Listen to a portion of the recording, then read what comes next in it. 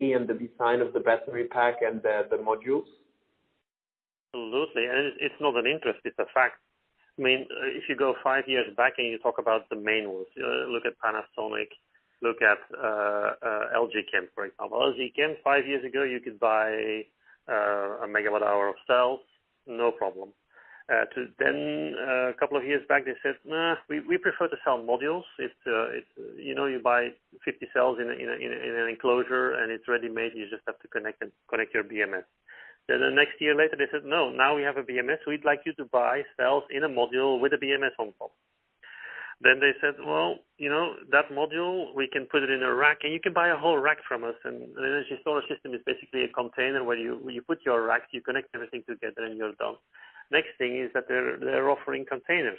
You just buy a full 20-foot container. It's got all the batteries in modules with the BMSs, with the racks fully installed, and they got an air conditioner, and the air conditioner is there as well. So over the last 5 years, these companies have increased their scope from cell supplier to system suppliers. And that trend continues to increase or to continue.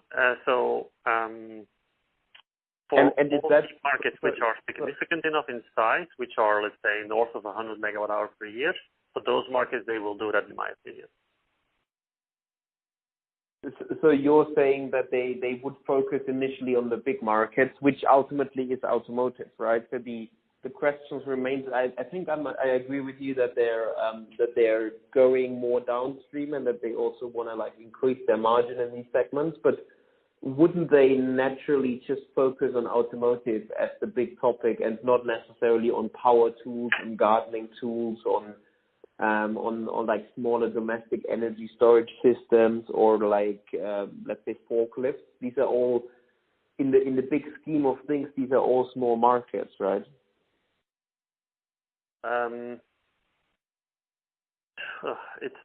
That's of course the $1 million question.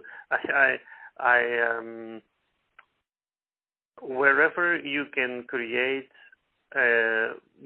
modules, I think that wherever you can increase your scope of supply, they will do that. If the sub-market or that particular market niche is large enough to spend the commercial effort. And that could be quite a few markets. For example, bus market, you mentioned that before, and commercial vehicle. I am pretty sure that 2 to 3 years from now, you're going to see a lot of more of these big guys, Samsung SDI, LG, you name it, Amperex, go into commercial vehicles. Same thing for marine, same thing for rail, These markets are big enough. When it goes to gardening tools, I must be honest, I think it's going to be difficult for them, probably impossible, because of the high customization of the battery pack. I don't think they'll be interested enough. Yeah. So ultimately, the battery pack assemblers, they seem to have quite a difficult position in the market, because on the one hand, all the big markets, or when they at least hit a threshold, they're under pressure from the cell manufacturers. At the same time, the players that are more on the OEM side also try to do most of the design themselves to keep that value add in-house and only outsource the battery pack assembly. And then at the same time, in that market, the technical differentiation and how you can do something special becomes more and more difficult, because every value add that you can ultimately have is really not within your own company, right? So that business model of just being an integrator seems to be quite, as we said in the beginning, quite difficult to maintain a good position there, right? Yeah, and I think it will be more difficult going forward. Okay. And here's the reason why. I'm convinced that the volumes in passenger automotive are going to be more than big enough to justify all these car manufacturers to become battery manufacturers.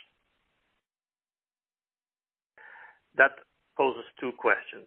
First of all, will they become interested